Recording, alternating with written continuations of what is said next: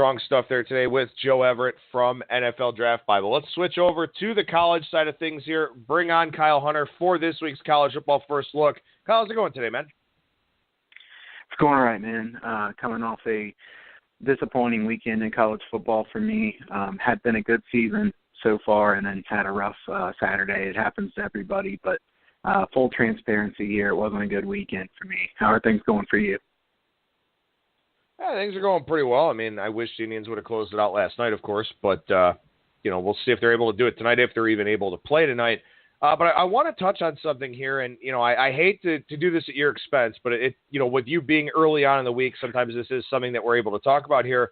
When you do come out of those bad weekends, I mean, and they're going to happen to everybody, and they're going to happen to our listeners, they're going to happen to other professional handicappers and professional bettors out there. What is Monday like for you? I mean, what do you do to look back at what happened?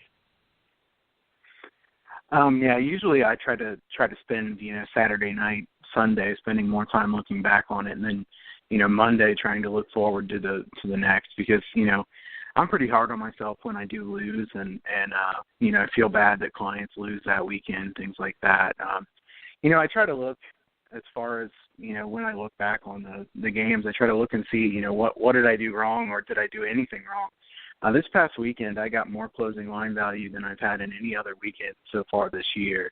I had some really bad beats last weekend. Pick six there at the end of the Purdue-Minnesota game that put that one over the total, 18 points in the last 2 minutes of that game. Really bad loss in that one. And then Wisconsin-Nebraska under was another loss. 2 pick sixes put that one over the total. Really, I think my plays were a lot better than my record would have indicated. And, last week overall, Saturday I was 2-6, and Thursday I won with NC State. So 3-6 for the weekend in college football. Certainly a disappointing weekend, but it does happen. Try to just move on. And a couple of the games I had a bad handicap on, had some bad luck in multiple games, and I feel like I should have at least been 4-4 on Saturday. Instead, it came out 2-6. That type of thing happens. Try not to overreact to it. I'll tell you what, though, at least that Purdue-Minnesota with 18 points in the last 2 minutes got you ready for college basketball season when you could deal with all that bullshit, right? Yeah, don't remind me about all that coming up. The foul fests and things like that. But, yeah, I mean, it's one of those things where you just it sucks, especially when you're watching the game and you assume you've won. That's the worst. I'd rather just the game go ahead and look bad from the beginning and lose than I would assume I've won this game and then at the end it falls apart, because in your mind sometimes you're counting a game a win, and then when it doesn't win it bothers you a little bit more. But obviously there are some games that I feel like I have to make changes on based on tempo, things like that. I handicap tempo a lot as far as totals. Some teams played a little bit faster than I thought they would in my unders. Overall, it was a really good weekend for unders, and I had a ton of unders, and it didn't end up working out that well. The under was 33-24, 58% last week. Wind was a really big factor in that. My 2 wins that I had on Saturday were both high wind unders, Northern Illinois and Kent under, and then the Northwestern and Penn State under. Everything else didn't really go right, though, and it was just kind of a disappointing weekend for, I had, like I said, a bunch of unders on my card, and it didn't work out. I found the wrong ones. Well, of course, those that played Michigan State, Michigan under with all the weather conditions there, were able to pick up an easy winner in that one. But one thing I do want to mention here before we get into our quick hitters is that, not every bet that wins is a good bet, and not every bet that loses is a bad bet. We like to talk about that here on the show, and that last weekend is a perfect example why. I mean, you had 2 stone-cold unders that should have come through, but you had 3 pick sixes that factored into the equation, and there's just nothing you can do about that. So when people sit here and look at the handicapping industry and kind of go, well, why do these guys shoot for 56 or 57%? That doesn't sound real impressive, but it is. Because not only are you handicapping against the juice of a game, you're handicapping against the inherent volatility and variance of a game. And, you need to be on the right side of the handicap to the point where sometimes you can overcome some of that variance within a game. So, that's why you shoot for a number that is very, very reasonable in that 56 to 57% range, because sometimes things are going to happen that, you can't account for, you can't handicap for. I was going to say you have no control over, but I mean, you're not playing anyway, so you don't really have control over anything. But, the fact remains that just because a bet loses doesn't mean it was a bad bet. And that's why we talk about misleading box scores on this segment. That's why we talk about misleading box scores in the NFL. I just talked about one with the Rams and Seahawks. The Rams were a good bet. They outplayed Seattle throughout that game. They turned the ball over 5 times, fumbled 3 times. There's only so much turnover handicapping you can do within a game. So for anybody out there that did have a bad weekend, if you were way off on all the games that you lost, that's one thing. But if you ran into some of this bad luck and things of that sort, don't get too discouraged. Look to play on some of those recency biases and go from there. Yeah, I totally agree. Keep doing what you're doing and realize that I think this was a question that was asked to us last week as far as, what do you do if you have a bad weekend? Is everybody going to try to grind out a profit every week? It's just not going to happen. It's kind of disappointing for me because I'd had so many weekends where, I'd finish up just a little bit every single weekend, and then one bad weekend can wipe away several weekends of small gains, and that's certainly disappointing. But, there's a lot of season left. As long as I keep getting, 3 points of closing line value on average for all of my plays, I have to think that things will go better. No, I completely agree. And that is an important thing, too, is, keeping that in mind. I mean, if you're getting out there in front of the market, you're getting the best of the number, or at least, the best of the number you can get at that time.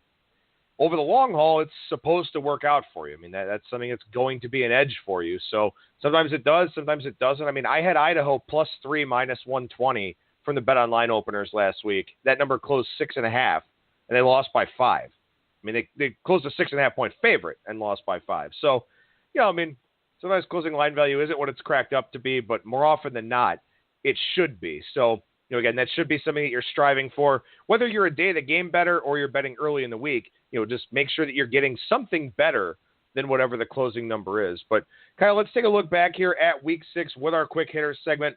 I'm sure there are plenty of injuries and other things to discuss here. So what's the first item on your list? First up, Miami of Ohio. First of all, really surprising result for them last weekend. Ragland, their quarterback, who had been so good last year, was hurt in this game, and then their backup, Ball, was also injured. Ragland's doubtful this coming weekend, and then Ball is probable. They're going to play Kent, so, Kent State has almost no offense. Probably a good way for them to get the ship righted there, but Ragland really sparked this offense last year, and Miami was one of those teams that, I think they went 0-6 and then won 6 straight last year. Ragland was a big reason for that with good decision-making. So I certainly think there is a drop-down from him to Ball. Yeah, certainly. And, I posted my power ratings here this morning, and that was an injury that I overlooked a little bit, and that's a problem for me because I have this number, up around 16 in a traditional sense, but without Ragland, we're probably talking about a 6 to 7 point adjustment, especially with the backup being out, which then brings it down into this 9.5 range that it's sitting right now. So, again, that's one of the hard things about doing this full time is that, if you miss something, all of a sudden you're 6 points behind where the line should be. And I got to put my tail between my legs a little bit on that one because that's one I should have picked up on. I'm going to stay in the MAC for another one. Toledo Rockets, Thompson, their star receiver, out for the season with a broken leg. This is a great offense in the MAC. I think Toledo's going to score a lot of points this season, but this obviously slows them down a little bit. Thompson had 64 catches last year and 11 touchdowns. Really good quarterback play here for Toledo. I think Toledo's the team to beat in the MAC, but it certainly hurts them to lose their star receiver.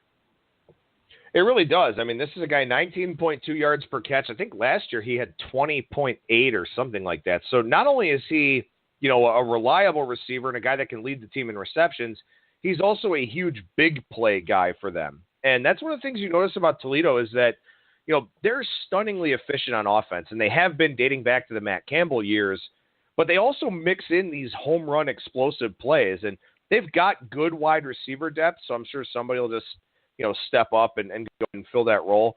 But if you start talking about additional injuries for them, then that's a situation where you may want to adjust your offensive ratings for them. Yeah, definitely. And to your point that you just made, Toledo already has 4 plays of 60 yards or more so far this year. So definitely an explosive offense can bust those really big plays. They won't be quite as explosive without Thompson, though, so that's something to keep in mind. Max Bordenschlager got hurt last weekend there against Ohio State. Maryland's down. I mean, their quarterback injury epidemic has really gotten out of control here the last few seasons. This is a team that just consistently loses quarterbacks one after another. So I guess they're to their 4th quarterback for this coming weekend if Bortenschlager can't play this coming weekend. At this point, it's just, you wonder what could have been for Maryland. Certainly they're a team that's improved. Their defense has problems, and Ohio State ran it up on them there last weekend for sure. But I think Maryland certainly improved from what they have been, but it's hard to see exactly what they can be when they lose all their quarterbacks. Yeah, for sure. And this number, I mean, it's surprising to me that it's just sitting there right now at Northwestern -3.5. I know that perception has fallen of Northwestern here throughout the season. I mean, this is a team before the year that people were talking about as, somebody that could maybe challenge Wisconsin in the Big Ten West, and clearly that hasn't happened. But this number being at 3.5 is strange, considering Maryland's probably starting their 4th-string quarterback. Yeah, I think that seems a little bit too low. I will say, Justin Jackson's not healthy for Northwestern, and that's hurt them quite a bit because Jackson is one of the better running backs in the country if he's healthy, and just a nagging injury for him all season so far to where he's only averaging 4.2 yards per carry. He doesn't have a very good offensive line ahead of him either, so Northwestern hasn't been able to run the football very well at all. But I still do think that line is relatively low, speaking, for the fact that Maryland's defense is weak, and then, you're going with a 4th-string quarterback on offense, you're definitely going to have some issues. I did want to point out UAB. We talked about UAB before the season. I think Bill Clark really deserves a ton of credit just for staying at UAB, first of all. He easily could have left. UAB upsets La Tech last weekend, blocked kick to finish the game. It's nice to see a good guy do well on the field. UAB wore cancer patients' names on the back of their jerseys on Saturday and then pulled off that big upset. I think this team is way better than everyone expected, being away from the sport for a couple of years, and it's really nice to see that. Absolutely. It absolutely is. It's awesome for that program. I'm thrilled for those kids, and I actually wrote about that today in my Power Ratings piece. I upgraded UAB 4 points this week. Off that win, and also the fact that, they've played really well the last 3 games against Coastal, North Texas, and La Tech. They play Charlotte here in a couple weeks. Charlotte doesn't have a win. They've got Rice at home. They've got UTEP at home. They are eligible for a bowl game, right? They're not in any sort of transitional phase. So, they're halfway there. I would love to see this team make a bowl game. That would be awesome. Yeah, definitely. I'm rooting for them as well. It's just nice to see. And, I think their season win total was, maybe 2, something like that, 2.5. There certainly wasn't much expected from UAB. So already over their season win total for sure. And this is a team that, they had nothing on offense from what they had a few years ago. Nobody was back. They were starting over. And yet, they've been pretty good on offense. This is a team that has run the football pretty well all season long. So I think that's really impressive. I have one trend that I wanted to give here, kind of a system. Week 7 through week 9 in college football. So betting on a team with a 50% or better winning percentage that's playing against a team with a winning percentage of less than 40%. And they're also laying 6.5 points or less, or they're an underdog. Obviously, they're going to be favored more often than not, but they're laying 6.5 points or less, or they're the underdog. That's 128 and 85, 60.1% in the last 10 years. The only reason I point this out, I think this shows us that you can start to find value on teams who are packing it in for the year. It also shows how we've gotten pretty deep into the season already. It's hard to believe we're at week 7 of college football, but my point here is by later in the season, if you're trying to handicap who's packing it in for the season, it's too late. The price is gone. It's going to be too expensive to fade that team. So I think now's a really good time of the year to try to figure out which of these teams are not motivated to play for their coach? Which of these teams just have nothing to play for? I think it's a really good point, too. And not even that. I mean, maybe if they're not packing it in, maybe if they're not tanking, so to speak, they're starting to look at underclassmen. They're starting to look at some of those guys that could have an impact next year and beyond. So they may go, with some freshmen in the secondary, redshirt freshmen at quarterback, stuff like that, just trying to figure out who can be a player for them, because if they're already not a good team, then you can't really go much lower. So you want to try to find some of those guys that can elevate your program in the future. So I think that also speaks to that as well, because you want to get a decent sample size of your underclassmen. If you're playing your underclassmen in the last 2 weeks of the year when 3/4 of your team doesn't care, what are you going to learn from that? But if you're playing them in the middle of the season when, maybe you've got that shot at bowl eligibility if you go 4-2 or whatever the case may be, then maybe you kind of get a little bit better of a sample size with which to grade these players. So I think that's part of it too, is that, you're bringing in mistake-prone younger guys, and sometimes that works, sometimes it doesn't. But, if you're playing a desperate team that's, trying to go out there and make it to a bowl game, then, yeah, having some of those underclassmen may not be the best thing for you. Yeah, I definitely think it's a combination of the two. And like I said, I think that the value is gone later in the season. By the time everybody's figured this out by, week 12, week 13. And if you look at the numbers for things like this, they certainly, it's a declining rate of return on a system like this. So I think it's a good idea to try to look for teams who may not be very motivated to play for their coach, or teams like Adam said who are looking to play some of the underclassmen that may struggle to start with. These guys are not going to come in right away and dominate, especially if it's not a big-name team that recruits really well. So that's definitely something to keep in mind. And then the last thing I had here, Oklahoma losing to Iowa State was certainly the stunner of the weekend. A lot of people trying to figure out what this is going to do to the playoff rankings, and I'm kind of glad you didn't ask this question right away, because it kind of frustrates me because people do the whole way too early to worry about things like that. We're trying to figure out who's going to be in the top 4 based on something that happens on October 7th. I think that, there's just so much that's going to happen before the end of the season. There's no point in trying to figure that out right now. Yeah, I agree, and there are a lot of big games left for teams coming up, because I saw that come across on Saturday, with Oklahoma losing to Iowa State, and my first immediate thought was, what does that do to Ohio State's playoff, perception, since they lost to Oklahoma earlier this year? And I'm sitting there thinking, well, they still play Penn State, so they win that game and win out. It doesn't really matter what happens to Oklahoma. So, yeah, I think that it's definitely premature to start looking at that.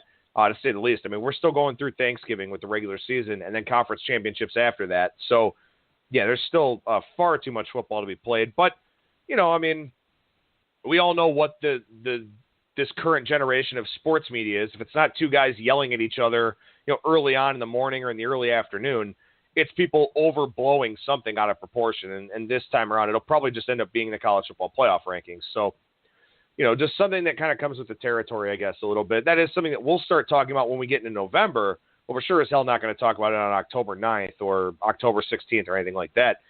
All right, let's get into some of these games here, break some of these down, try to have time to fit the pick six in a reasonable amount of time for both of us here. Let's start with Wednesday night. Let's go to the Fun Belt, South Alabama and Troy. Normally we wouldn't talk about this game, but it's a Wednesday. It's a standalone game. It's on ESPN2. I know that if you're out there, you're going to want to play this game. So let's go ahead and talk about it here, Kyle. Troy is a 17 favorite here for this one, coming off of easily the biggest win in program history. Yeah, I think it helps Troy quite a bit that they're not playing this, on a Saturday right after they had that huge win at LSU, a semi-bye week since it's a Wednesday game. But, extra time is a good thing in a case like this. My line is exactly 17, so Troy minus 17. So it's nice to have power ratings that line up with the actual number in some ways, in most ways, but it's also harder for me to have a lean on the game, obviously. I'm definitely sitting this out from the side standpoint. The only thing I would lean toward here is maybe the under. I think this is a total that could be relatively low. I think this Troy defense is a lot better than most of the defenses in the Sun Belt. South Bama not very good on offense. They've had quite a few issues throughout the course of the season, so I could see this one being a little bit lower scoring. To me, though, I don't want to lay the points with Troy based on the situation. Even with a little bit of extra time, still, I mean, they got to be feeling pretty good about themselves after they beat LSU. It's one of those things where it's really hard to get college kids to not think that they're really tough, after a situation like that. South Bama comes in here, why would they have anything, where they would be feeling good about themselves? So I think that 17 is a really fair number here. Yeah, I got it 15.5. So, I mean, I guess from a pure numbers standpoint, I would have the smallest of leans to South Alabama. There are a couple of elements to this game I think that help Troy. The first is that, I mean, this is a conference game, and they need to win their conference. I mean, that's something that's very important to teams when you play in the MAC, when you play in the Sun Belt. You want to get to as good of a bowl game as possible, represent the school. So the fact that it's a conference game, I think is pretty beneficial to them. The second thing I really like here is I think Neil Brown is doing a phenomenal job down there at Troy. This is a team that has had athletes. I mean, they're getting some kids that get shunned by Alabama or some of the other SEC schools. So at least there's that for them. They've had some talent, but maximizing the talent that's there has been something that Neil Brown has done extremely well. And I think that, I'm not really surprised to see Troy moving in a positive direction and also to see them, be competitive with LSU. I never thought they'd win the game, but being competitive made some sense. Now, another thing I think that's favorable in Troy's direction here is that this South Alabama team is different than past South Alabama teams over the last 2 years. Keep in mind, South Alabama's beaten San Diego State in each of the last 2 seasons and beat Mississippi State to open the 2016 season. So, yes, this is a team that's 1-4. Yes, this is a team that's 2-3 against the number. Their only win is against an FCS school. But if you're Neil Brown, you could sit there and say, look, guys, we beat LSU. Great for us. That's awesome. But this is a team that has upset some pretty damn good teams. So maybe that does keep Troy a little bit focused here. But the problem is Troy 0-3 is a favorite here. Failed to cover 42 against Alabama State. Didn't cover 9 at New Mexico State. Didn't come close to covering 17 against Akron. So, again, laying big numbers with a team that hasn't shown it can cover as a favorite, not something I'm interested in. Yeah, I agree. It'd be hard to lay 17 points in this game. I wouldn't be excited to bet South Alabama either, but I think that makes some sense, too, what you said as far as Troy staying motivated more because of South Alabama in the past being a team that's knocked some teams off. I think that's going to be an angle that Coach Brown will try to talk about quite a bit this week, and we'll see if it works or not. I'll be really curious to see what happens with the line movement for this game because I don't think there's going to be too much sharp involvement, maybe on the total if the number does come out too high. But you're going to get public action on this game because it is a standalone Wednesday, and people know that Troy just beat LSU. Troy was they were the first Sun Belt team ever to be ranked last year. I don't think people are going to remember South Alabama beating San Diego State twice or Mississippi State. So if you do like South Alabama or if you do want to play this game on Wednesday, I think you sit and wait on it a little bit. At the very least, you should catch 17.5, maybe 18 or 19, something like that. If you just want some action, if you just want action, I'm not going to tell you not to do that, but at least do it in a smart way to the point where you can get as good of a number as possible. Right, yeah, and if you just want action on a game, try not to lay too much on it if you don't feel like you actually have a big edge. I will say, totally agree that this number should only go one way. I see Bet Online's minus 16.5 right now, minus 115. But 71% of the bets so far on Troy. And the public's going to want to take Troy here. I can't imagine anybody in the public wanting to take South Bama. So unless there's big, sharp involvement that I really wouldn't expect, I definitely think 18.5 is coming.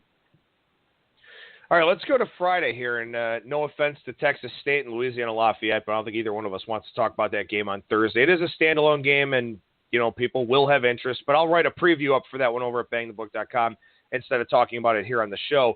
Let's go to Clemson and Syracuse here. A little bit of Friday night ACC action up at the Carrier Dome. Clemson, 22.5-point favorite here. This is a number that's actually been moving around a little bit here this morning. Clemson 6-0. They are 4-2 against the number. They've done everything required of them here so far. this is a really interesting spot, though, because you've got a Clemson offense that's obviously very good. You've got a Syracuse offense that wants to run as many plays as humanly possible, and so far this year, they've averaged 86 offensive plays per game. I mean, it's tough for me to envision Clemson going up here on the road and covering this big number, but at the same time, I mean, they are just clearly the better team. And when you talk about a lot of plays over the course of one game, with Clemson having a small edge on every one of those plays, the number kind of starts to make sense. Yeah, this is an interesting game because I think Bryant was questionable, and now Dabo Sweeney said this morning that he expects Bryant to play for this game. I imagine that's why the line's moving here. But I think Syracuse's offense has been disappointing this season. You look at them, they're 5.43 yards per play, 85th in the country. So they run and they play really quickly, but they're not very efficient. And not being very efficient against this Clemson defense is a recipe for disaster, in my opinion. It's hard to see Syracuse scoring too many points in this game. To be fair, Syracuse is 49th in yards per play allowed, so their defense is certainly better than they have been in the past. I think Clemson would be my lean in this game. Like you said, with that many kind of plays in a game, it's certainly a team that has a decent edge on every single play. The more plays, the more likely it is to be a blowout. When I started making my notes here this morning, it was minus 21, and I said I lean Clemson minus 21. Obviously, I don't like it as much at 22.5 or 23, but I wouldn't be interested in Syracuse here. I think something that's kind of weird for Syracuse here in this situation is that Eric Dungey's already carried the ball 80 times for them. And I was actually surprised to see that they had 125 rushing attempts last year. I don't know if you've gotten a chance to watch a whole lot of Syracuse, and maybe some of our listeners out there can enlighten me if they have. Is this part of the game plan for Syracuse that they want Dungey to run, or is their offensive line just, not good to the point where Dungey kind of runs out of necessity? Yeah, I think that Syracuse, the biggest thing with them, the offensive line is definitely disappointing. I think that they don't really have a running back that they trust very much. So Dungey ends up running some plays that are set more than they were last year. But to me, Syracuse is a team that I've been wrong about some this year. I think I've played a couple overs with Syracuse and I've lost both times. I've got to definitely update my totals numbers on Syracuse because, like I say, they play really fast, but they're just not very good at offense.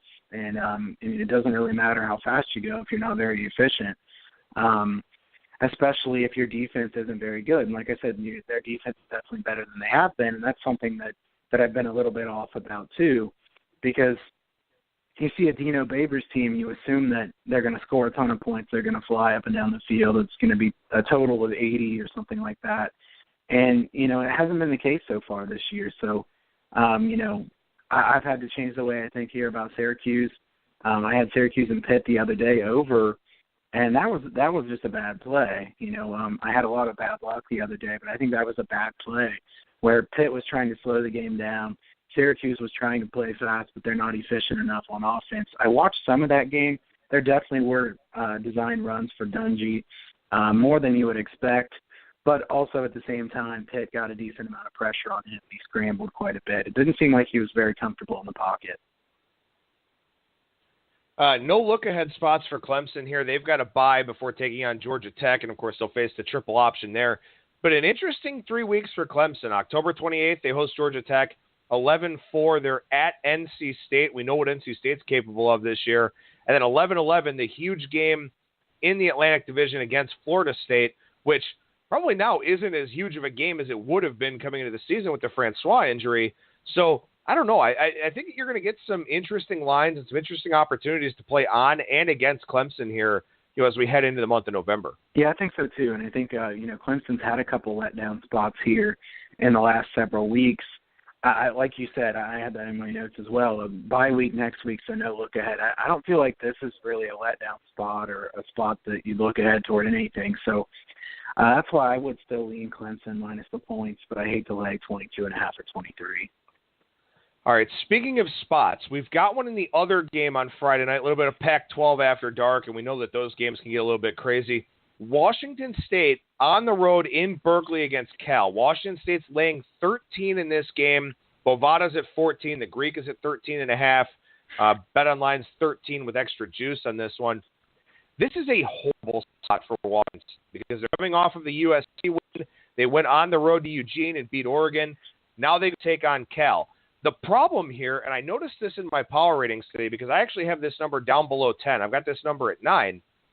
Problem is I haven't adjusted Cal right because they played really well in the non-conference portion. They went on the road, beat North Carolina, beat Ole Miss. They played a great second half in that one. Well, Ole Miss isn't that great of a team, so maybe I should have taken that into a little bit more context. Played pretty well against Southern Cal, lost that game by 10 at home. And then the last 2 weeks, they've given up 83 points to Oregon and Washington. So I feel like maybe I just don't have a good pulse on what Cal is. Yeah, my line was Washington State minus 12 here. I'm not going to bet this game, at least on the side perspective. Washington State's defense has been the surprise. Washington State's 13th in the nation in yards per play allowed. What a turnaround that is. Alex Grinch is going to be a head coach soon. He definitely should be. He's done a really good job with that defense. Cal was last week against Washington, totally outclassed. I think Cal's overachieved as a team in general, though, the last couple of weeks they certainly haven't played as well. I don't see any real value here because I don't want to play Cal. I don't think they're nearly as good as Washington State. But like you said, it's not a good spot to be laying points with Washington State. I mean, this is one of those games where you're going to have a better home field advantage than normal for Cal because it is a Friday night game. So it's one of those things where I wouldn't want to lay the points, but I'm not going to bet Cal either. I think that Washington State's defense has just been so much improved compared to what everybody expected. That's been the real surprise for Washington State. You always think of Mike Leach and offense, and they certainly do have a good offense. Luke Falk, a tremendous fit for that offense. I just feel like, Cal, this is a big question mark for them. Can they defend that offense? I don't think so. And then, can Cal's offense keep up? I don't see it keeping up, but at the same time, like you said, this is about as bad a spot as you could get, so I have to pass on the side. I mean, it's really tough because I look at Cal, and Cal's averaging 2.9 yards per carry. And I know they've had some injuries at the running back position, but if you want to beat Washington State or if you want to hang around against Washington State, you got to keep that offense off the field. And if you're running for less than 3 yards per carry, you are not keeping that offense off the field. So that's a big concern for Cal. Now, that being said, okay, they both played USC, and they both played Oregon, so they've got some common opponents there. But Washington is a far superior team to anything else that Washington State has played. Montana State, Boise State, Oregon State, and Washington State should have lost to Boise State, and Boise State's not that good of a team. I kind of look at this from a lot of different ways and say, okay, look, Cal played Ole Miss, who, yeah, they've got issues, but it's still an SEC caliber team, lots of athleticism. Fairly similar passing game to Washington State. It's not true air raid, but Shea Patterson can sling it a little bit. And they were very successful in that game against him. So I also kind of look at Cal and say maybe they've overachieved, but also they've played a very, very difficult schedule because they played Oregon on the road, played Washington on the road. Washington just looks like a really damn good team to me. I mean, I've been trying to figure out how to accurately power rate them in my top 6, top 7. I don't know what exactly their ceiling is with some of the injuries that they have, but they're still a very, very good team on both sides of the ball. So I feel like I don't know what to expect from Cal, like I said. And I think we've seen the best that they can do. We've seen the worst that they can do. And if they fall somewhere in the middle here in this game, I think they can cover double digits, but I don't know if they're going to fall in the middle. Yeah, and I think this is a line that'll be interesting to watch as far as what happens the rest of the week. I do think that, at 14 points, I think there's going to be some sharp involvement on Cal. The public's going to want to take Washington State. So I think this is going to be a fascinating line to watch throughout the course of the week because I want to see that sharp public split and see what happens with it. All right, let's go to the Big 12 here. We'll talk about a Saturday game. This one between Texas Tech and West Virginia. Maybe I'm just way too slow to adjust to Texas Tech, and that certainly looks the case here because I've got West Virginia in this game as a 7.5-point favorite, or 9.5-point favorite, actually. And this number's going all the way down to 3.5. There's some 4s out there. There's actually a 3 at both Bookmaker and DSI. 5Dime's also showing a 3. I feel like I don't understand this. I mean, I know Texas Tech can score. I know their defense is better this year, but if people are discarding West Virginia, and I don't know why. Yeah, this one's the most interesting game to me. Texas Tech is 65th in the nation in yards per play allowed, which, 65th for them in yards per play allowed is pretty good. West Virginia is 101st, so that is certainly surprising to see Texas Tech with a better defense so far this year.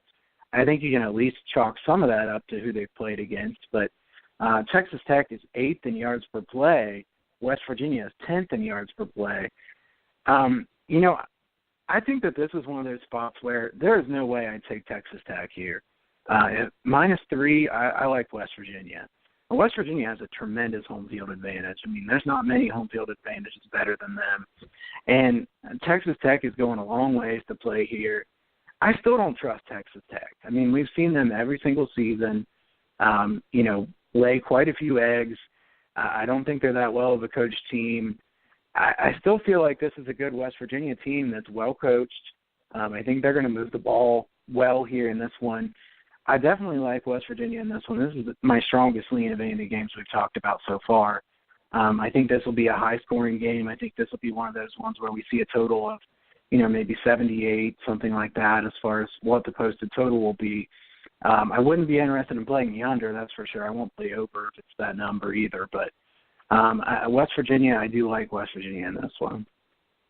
Yeah, I mean, you look back to last week, and West Virginia went on the road to a top 10 TCU team, and I mean, the AP rankings don't really matter to me, but they went on the road to a top 10 team, and yeah, they lost by a touchdown, but West Virginia outgained TCU by 102 yards in this game, 508 to 406, threw for 366, kept Kenny Hill in check for the most part, at least from a passing game standpoint, and I sort of look at this one, and I kind of, it looks like a misleading final to me. And I think West Virginia hasn't done anything to keep me away from them. I mean, I thought that line was too high last week against TCU, wound up that it was. You look at their game in week 1 against Virginia Tech, West Virginia racked up 592 yards in that game against Virginia Tech, against a Bud Foster defense. I feel like West Virginia is just being disrespected here with this number this week. You factor in the Morgantown thing, which is a very big deal. Factor in the early kickoff at 12 o'clock Eastern time. So 11 o'clock for Texas Tech. They don't play a whole lot of early kickoffs there. So, I feel like this line, everything, in my opinion, points to West Virginia. And maybe the numbers guys do have this one a little bit differently than I do. But, man, if I can get a 3 at reduced juice, like what's sitting out there right now, and maybe this game goes to 2.5, I don't know. But a 3 at reduced juice, I can't pass on that. Yeah, I agree with you. I like West Virginia a good amount here.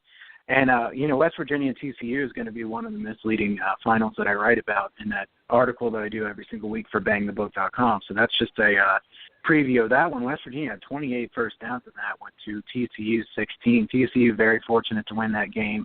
West Virginia had 2 turnovers and TCU none, so there was the difference in that one. But this West Virginia offense should be able to move the ball pretty easily against Texas Tech. And like I said, I think they're the better coached team. They have a really good home field advantage, and they're laying only 3. Yeah, I like West Virginia quite a bit here. All right, we'll get into our Pick 6 segment here for this week. 6 games, rapid-fire fashion. I got them sorted by rotation order here. So let's go ahead and start with the first game on the board for Saturday, game 113-114.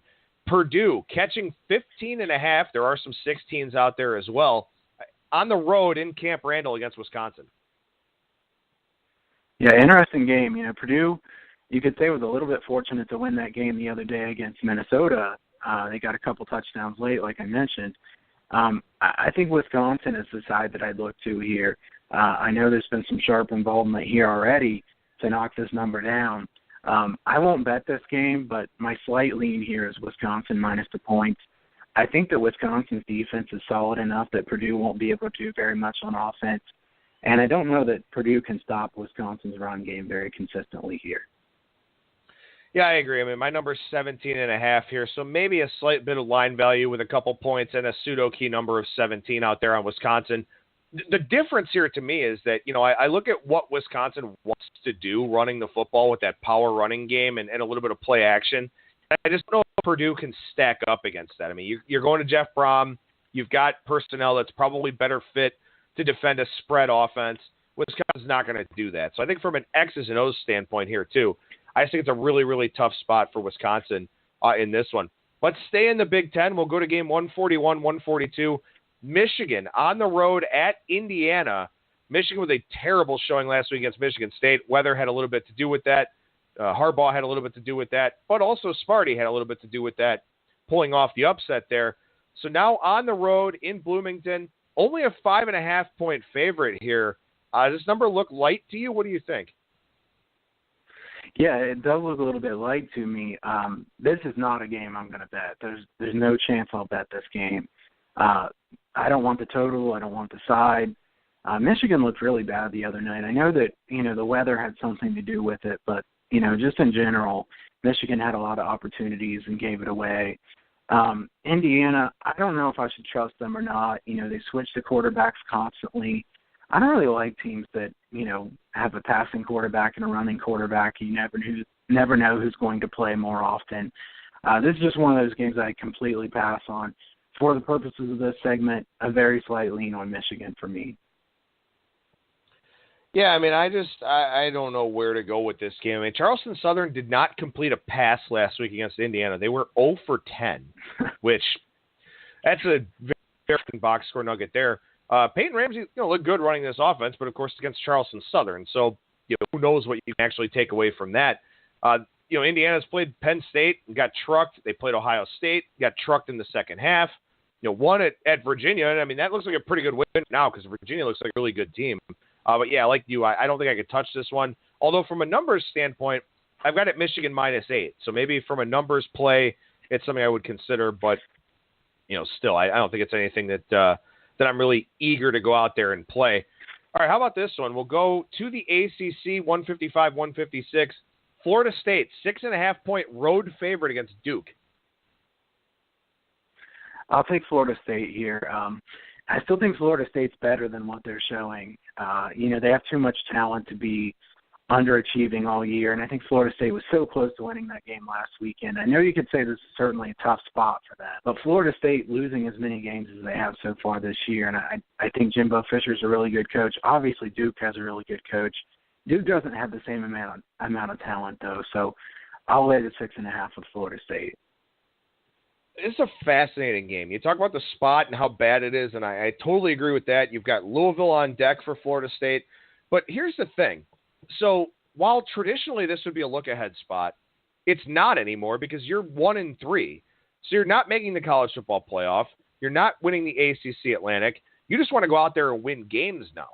So I think for Florida State, you don't really worry about focus. You don't really worry about motivation. Yeah, it was a brutal loss to Miami. No question about it. But now you got to go out there on the road and play Duke. And look, Duke all of a sudden, people don't know what to believe about them. North Carolina, they won that game on the road. North Carolina closed a favorite. Miami got steamed. Miami steamrolled Duke. They lose to Virginia last week. Duke is a depreciating stock, and I think you can kind of see that with where this number is sitting early in the week. And I'll be interested to see, where this number actually goes. As far as my numbers go, I've got Florida State -8. So maybe a little bit of numerical value on them there. I don't think I could take either side in that game, but I still think that, Florida State would be the side because, like you said, you've got that talent advantage there. How about we go to game 173-174 in the Pac-12? USC, a 13-point home favorite against Utah. Well, I think Tyler Huntley is still questionable for this game, and that certainly plays a big role into whether I'd want to play Utah or not. Assuming he plays, maybe this line comes down, but, it still looks a little bit short to me. I'll take USC here. The one thing I'll say is I don't trust USC's offensive line very much against Utah's defensive line. This USC offensive line has not been good this year. They're very banged up. I don't know. I guess just a really slight lean to USC, but as I'm sitting here talking, I'm talking myself out of it. So it's one of those where I'm not interested in this one, but I'll lean to USC slightly. From a numbers standpoint, I've got USC, and this is one of those spots where you have to respect the talent mismatch between USC and Utah. And USC is better at the skill positions, but like you said, in the trenches, Utah probably has an advantage here, especially with some of the injury problems that USC's had on the offensive line. If Utah was at home in this game, I'd like them a lot more, and obviously I know the number would be adjusted. But going on the road out to LA, not a spot I particularly love for them. USC does have Notre Dame on deck, so there could be a little bit of a look-ahead factor there. But you generally don't overlook these conference games. So my numbers say USC, my heart says Utah, and when that happens, you want to trust your numbers, but at the same time, sometimes you run into situations where the numbers just don't line up with what you feel about a game. And that's a decision that you have to make, and you'll get a lot of those decisions that you'll have to make as you go throughout the season. Game 179-180. Let's go to the SEC here. Vanderbilt catching 3 on the road at Ole Miss. I'm going to take Vanderbilt. I don't trust Ole Miss to care at all. I think Ole Miss is one of those teams that you could say could easily pack it in for the season. It wouldn't surprise me a bit. I don't like Vanderbilt very much at this point after they've, looked pretty bad several different weeks. But, why is Mississippi going to be laying points to anybody? Now, if I could catch a 3.5, I might actually take Vanderbilt. But my line here would tell me that Vanderbilt has a little bit of value. And I don't want to take Mississippi, so I'm gonna take Vanderbilt and the points. Yeah, I got this one right on the number, and what's challenging here about this one is that Vanderbilt can't move the football against pretty much anybody at this point. Can they do it against Ole Miss? Maybe. That's certainly a possibility. Ole Miss, so one-dimensional on offense, throwing the football around as much as they possibly can. Derek Mason's an upgrade here over what's his name, Matt Luke, I think is the interim at Ole Miss. And I agree with you that Ole Miss looks like a team to me that's going to pack this thing away. I don't think they care to play for the interim. They've got sanctions coming within the program. There's all kinds of issues there. Ugly game, but I think Vanderbilt is really the only side that you could probably look at here in this one. All right, game 181-182, Oklahoma and Texas. 7.5 is the spread here as the Sooners look to try to bounce back. I'm going to take Oklahoma here minus 7.5. You could certainly say that they were looking ahead to this game last weekend. Obviously, it seems like they were.